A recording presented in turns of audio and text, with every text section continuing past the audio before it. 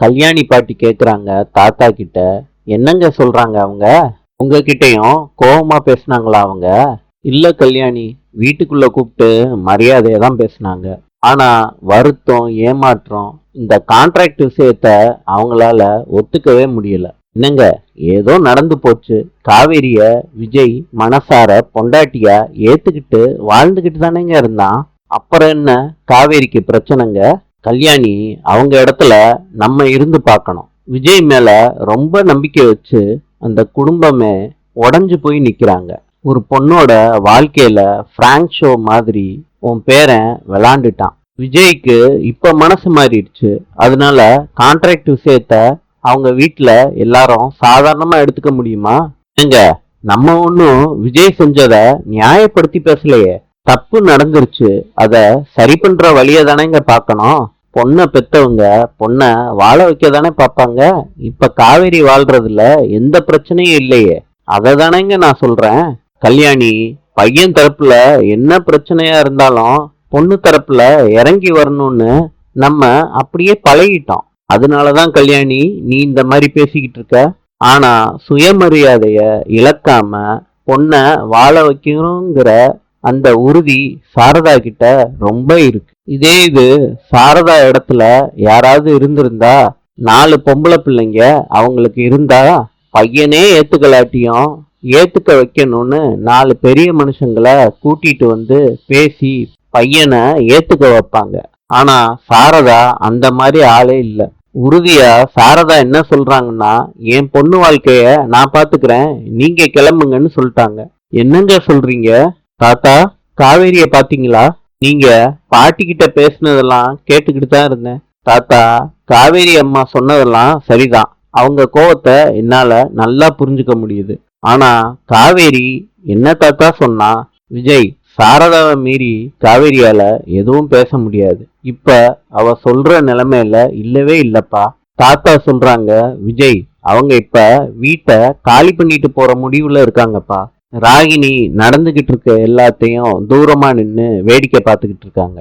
கல்யாணி சொல்றாங்க, எடுத்தோம் கவுத்தோன்னு அவங்க ரொம்ப அவசரப்படுறாங்களேங்க. நான் போய் சாரதா கிட்ட பேசி பார்க்கட்டுமா? அவங்க என்ன பேசினாலும் நான் பொறுமையோட கேட்டுக்கிறேங்க. வாழ வேண்டிய பிள்ளைகளை யோசிக்காம வாழ்ந்து முடிச்சவங்களோட வைராக்கியம் பெருசாங்க. நான் போய் சாரதா கிட்ட பேசிட்டு வந்துடுறேங்க. விஜய் சொல்றாங்க, பாட்டி இனிமேட்டு யாருமே அங்க போய் பேச வேண்டாம். என்னைய விட்டுட்டு காவேரிய பிரிச்சு கூட்டிட்டு போயிடுவாங்களா என்ன? காவேரி என்னைய விட்டு போகமாட்டா தாத்தா.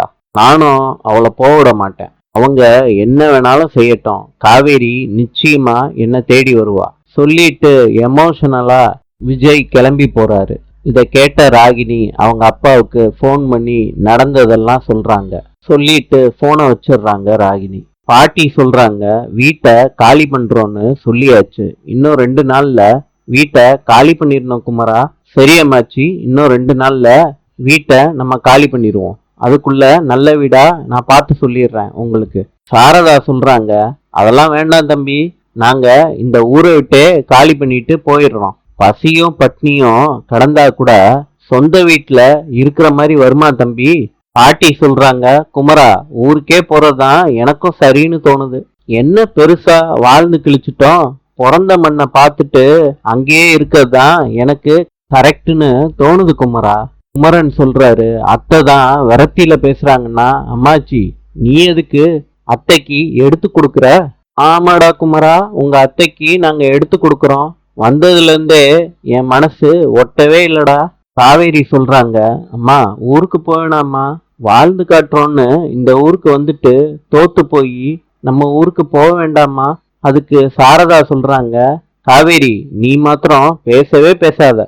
என் பொண்ணு இருக்கா, இந்த ஊர்ல ஜெயிச்சிடலான்னு நான் அசைக்க முடியாத நம்பிக்கை வச்சிருந்தேன்டி. நான் இப்படிப்பட்ட முடிவு எடுக்கிறதுக்கு காரணம் காவேரி நீ தான். காவேரி சொல்றாங்க, அம்மா நான் உங்களுக்கு நிறைய கஷ்டத்தை கொடுத்துருக்கேன். நம்ம இந்த இடத்துல இருக்க வேணாம், இடம் மாதிரி இருந்துக்கலாம். ஆனா ஊருக்கு போக வேணாமா? அம்மா இந்த வாட்டி மாத்திரம் நான் சொல்றதை கேளுமா. நிறுத்தி காவேரி, நான் சொல்றத கேளுன்னு இன்னொரு வாட்டி சொன்ன நான் மனுஷியாவே இருக்க மாட்டேன்டி காவேரி. கங்காவும் சொல்றாங்க, குமரன் சொன்ன மாதிரி நம்ம கடை இருக்க ஏரியா பக்கமே போயிருவோம்மா. நம்ம ஊருக்கு போக வேண்டாமா? அதுக்கு சாரதா சொல்றாங்க, இனிமேட்டு என்னால வாடகை வீட்டுல இருக்கவே முடியாது. எனக்கு என் புருஷன் சம்பாரிச்ச வீடு இருக்கு, அங்க போய் கௌரவமா வாழ்ந்துக்கிறேன். யமுனா சொல்றாங்க, எனக்கும் நீங்க ஊருக்கு போறது கரெக்டா தோணலம்மா. நீங்க வேணா என் வீட்டுல வந்து தங்கிக்கோங்கம்மா, அங்க இருந்துக்கலாம் எல்லாரும். நான் நவீன் கிட்ட பேசிக்கிறேம்மா. சாரதா சொல்றாங்க, யமுனா நீ இருக்கிறது பெரிய பாடா இருக்கு, நீ எங்களுக்கு அடைக்கலம் கொடுக்குறியா? பாட்டி சொல்றாங்க, அதுவும் உன் மாமியார் கூட அரை நாள் கூட விருந்தாளியா இருக்கவே முடியாது யமுனா. கங்கா சொல்றாங்க, அம்மா இப்ப கொஞ்சம் குழப்பத்துல இருக்க. அவரு வீடு பாக்குறேன்னு சொல்றாரு. வீடு பாக்குற முடியும், நம்ம இங்க இருப்போம், அப்புறம் முடிவுக்கு வந்துக்கலாமா? எதுவும் சொல்லாம சாரதா எந்திரிச்சு போயிடுறாங்க. குமரன் கிட்ட கங்கா சொல்றாங்க, நீங்க வீடு பாக்குற வேலைய இன்னையில இருந்தே ஆரம்பிச்சிருங்க. நான் அம்மாவை சமாதானப்படுத்திக்கிறேன். காவேரி நடந்த விஷயத்த எல்லாம் கங்கா கிட்ட சொல்றாங்க. கங்காவால ஒத்துக்க முடியல காவேரி சொல்றத. கங்கா சொல்றாங்க, எதா இருந்தாலும் சத்தம் போடாம பேசுறி, அம்மா காதுல விழுந்துச்சுன்னா இப்பவே ஊருக்கு கிளம்பிடுவாங்க. காவேரி சொல்றாங்க, நம்ம சாதிச்சுட்டு தான்க்கா ஊருக்கே திரும்பணும், இல்லாட்டி நான் செத்துருவேன்க்கா. கடைசியா நான் ஒரு வாய்ப்பா கேக்குறேன்க்கா, அம்மா கிட்ட பேசுக்கா. சரிடி காவேரி, நான் அம்மா கிட்ட பேசுறேன். கங்கா கிட்ட பேசிக்கிட்டு இருக்கப்ப காவேரி விஜய பாத்துடுறாங்க. கண்கலங்குறாங்க. இத கங்கா கவனிச்சிடுறாங்க. காவேரிய வீட்டுக்குள்ள கூட்டிட்டு போறாங்க. யமுனா நடந்ததையெல்லாம் நவீன் கிட்ட வந்து சொல்றாங்க. நவீன் இத கேட்டுட்டு ரொம்ப கோவப்படுறாரு. இந்த உண்மையெல்லாம் தெரிஞ்சுதான் நான் உங்க வீட்டுல சொல்லவே இல்லை. என்ன ட்ரிகர் பண்ணி விட்டு எல்லா உண்மையும் என் வாயாலேயே சொல்ல வச்சுட்டேல்ல யமுனா. நான் தான் அப்பவே உன்கிட்ட இத வெளியே சொல்லி இஷ்யூ ஆக்கிடாதுன்னு சொன்னேன்ல. ஏன் யமுனா இந்த மாதிரி பண்ண? நவீன் இப்ப சொன்னதுக்கே ஏன் இவ்வளவு நாளா சொல்லலன்னு கோவப்பட்டாங்க. இதெல்லாம் மறைக்கிற விஷயமா நவீன்? யமுனா மறைக்க முடியாத விஷயம்தான். ஆனா காவேரியும் விஜயும் நல்ல அண்டர்ஸ்டாண்டிங்ல இருந்தாங்க. இப்ப அவங்களுக்கு எந்த பிரச்சனையும் இல்ல. இந்த மேரேஜ கான்ட்ராக்டையும் தாண்டி எடுத்துட்டு போலான்னு ஐடியால தான் இருந்தாங்க. யாரு சொன்னாங்க நவீன், சொல்லுங்க. இதையும் விஜய் தான் சொன்னாரா? ஆமா யமுனா, விஜய் தான் சொன்னாரு. நவீன், நாங்க நல்லவர்னு நினைச்ச மாதிரி நீங்களும் அவர் சொன்னதை வச்சு ஏமாந்துகிட்டு நிக்கிறீங்க. யமுனா, அப்படிலாம் நான் யாரையும் நம்பிட மாட்டேன். விஜய் சின்சியரா காவேரிய லவ் பண்ணிக்கிட்டு இருக்காரு.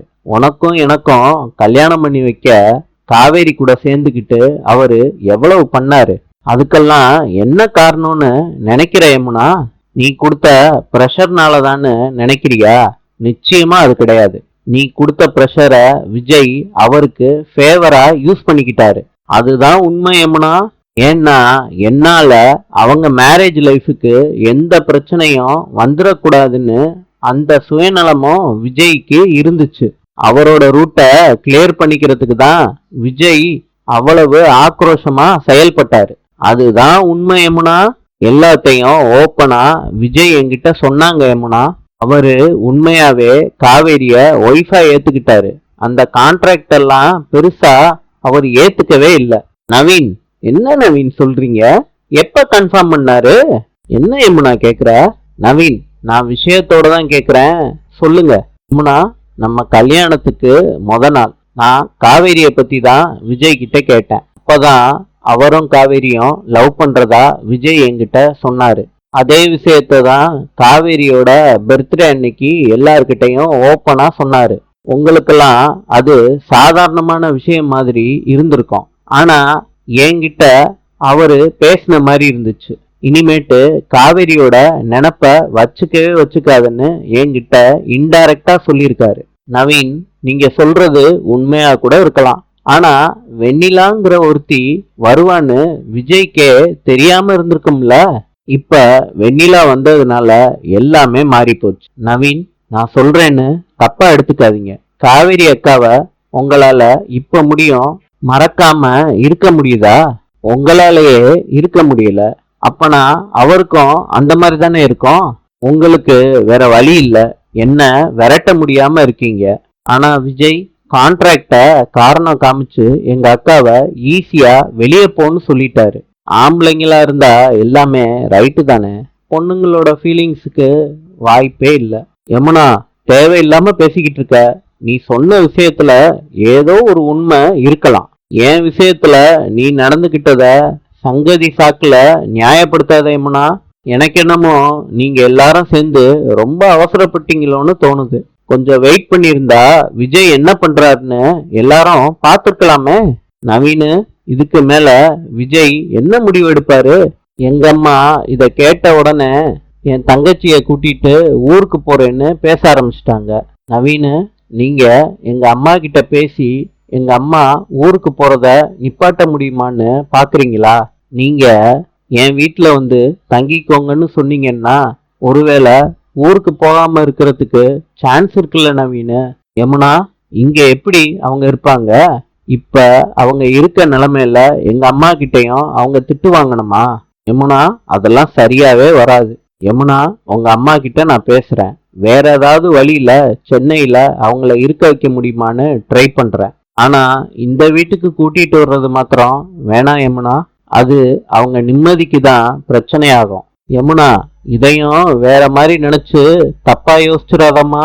இல்ல நவீனு, எனக்கு நல்லா புரியுது. எப்படியோ நம்ம எங்க அம்மாவுக்கு உதவியா இருக்கணும். அதான் உங்ககிட்ட சொன்னேன். நவீனு பேசிட்டு போயிடுறாரு. நாளை சந்திப்போம்.